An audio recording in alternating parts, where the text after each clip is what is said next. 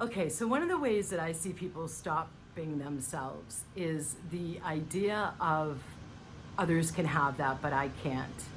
So there's that implied sense of worthiness.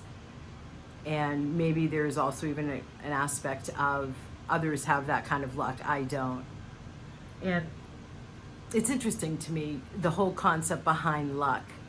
Having lived in Asia, seeing superstitiousness that showed up in like luck and what they would do at temples for that, and what they would do in their feng shui for that, and what they would do in their daily practices for that, what they would carry, what they would wear, what colors they would work with or wear, what they wouldn't do, where they wouldn't drive by. Here's something. When I was writing what had begun as my dissertation and for my PhD as a holistic life coach, became my first book, What If There's Nothing Wrong? And after going to work as a classroom teacher and administrator, into the gym at night, I would go home, I'd grab dinner at this really great vegetarian Buddhist buffet, and I knew they chanted over the food because it was so clean. I'd then get my work and drive my scooter down this back mountain road from where I lived to this traditional tea house in the downtown area of the city I was living in. And I was talking with a Taoist priestess at one point, and she was like, oh no. I would be at the traditional tea house. I'd get there like 9 or 10 p.m. and I would be there till like 2, 3, or 4 or 5 in the morning, and then go to work the next day, that morning really. And she was like, oh no, don't drive by that mountain road because you pass a graveyard and from 2 to 4 in the morning, because that's when we know spirits come up out of the graves and you could get an attachment. Now, I don't think that that's only about luck. I think there's some wisdom behind that, some ancient wisdom, because I mean the traditional Chinese medical system understands the body, our mind, body, spirit system's clock. So like in the morning, we're cleansing, and at a certain time in the early morning hours, when we're asleep, our lungs are purging, different organs get worked on at different hours of the day. So there is ancient wisdom behind that, but then it can become the superstitiousness, like don't ever drive by graveyards. So I feel like luck and good fortune is overlooked in the West.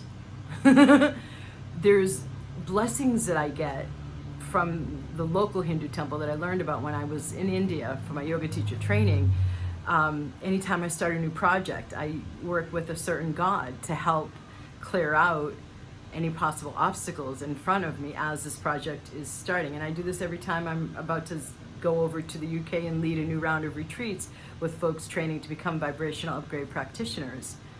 And they do blessings. People bring their new cars to the temple, the local Hindu temple, to get the cars blessed.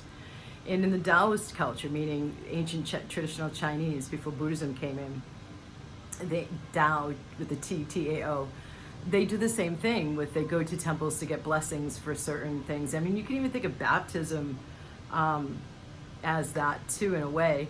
But as far as like luck, all we do really in the West with luck is think of bad luck, like Murphy's Law, especially if you're from an Irish background, right? Or you might hear like two steps forward, 1 step back, or as all this money comes in, it all goes out, like those kinds of sayings.